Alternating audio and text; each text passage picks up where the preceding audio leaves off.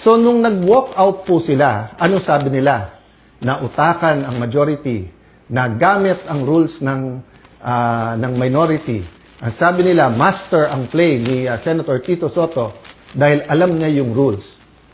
Ayaw po nila na magkaroon ng online dahil sa bibig na rin nilang nanggaling. Sabi nga nila, ang isda sa bibig ng gagaling, may ikukulong daw. Bakit nila alam yung timing sa kulong? Sinabi ni Senator Jinggoy, hindi lang ngayon nangyari sa kanya yan, since February. Wala na daw kaso, pag siya po ay sumunod sa kanila. In this case, lumipat. So sabi ni Senator Jinggoy, sa susunod na kabanata na lang, sasabihin niya po or sa kanya niya sasabihin ko ano ebidensya niya kung sino-sino. Hindi hearsay sa akin to dahil napakinggan ko yung ilan nilang conversation. So alam ko for a fact na totoo na binabargain ang kanyang kaso, mabalik lang ang majority sa ngayon na 11 o minority. Kaya parati ko inuulit-ulit, huwag kayong magpa-11 sa 11. Eh sabi nila ngayon, paano na yan? 11-11 na. So isi-simplify ko po ha. Ito po yung main message ko ngayon. Isi-simplify ko po ha.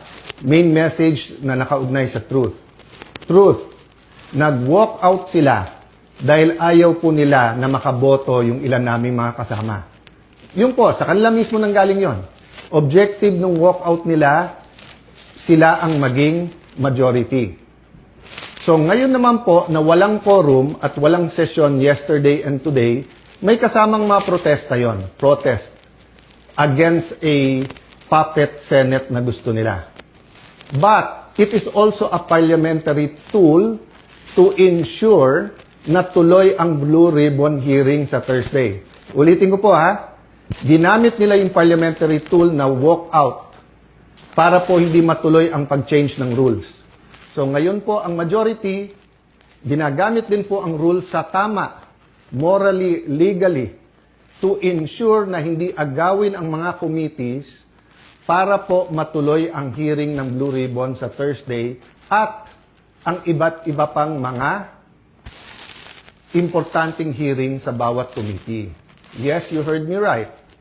Sa kanilang official or unofficial spokespersons, no? Meaning sila mismo or yung mga avatar nila or yung mga vloggers, formal, informal, PR spokesperson ang nagsabi na sa 11-11, umabsent lang yung isa, mag-abstain lang yung isa, they can move. Sabi po sa isang pahayag o isang vlog at sa iba pong mga news reports, di ba? Pwedeng maging lame duck Senate President, si Alan Cayetano. Taga-Taguig at Pateros po kami. Kahit lame duck, lumalaban pa rin. No? So, alam po namin plano nila.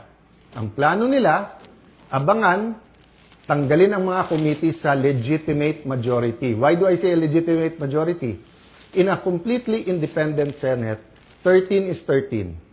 Kahit nasa abroad, kahit fugitive, kahit na nakakulong. In a democracy, you cannot say, I love democracy.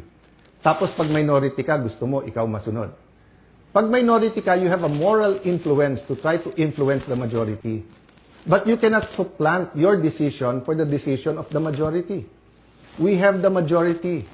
13 elected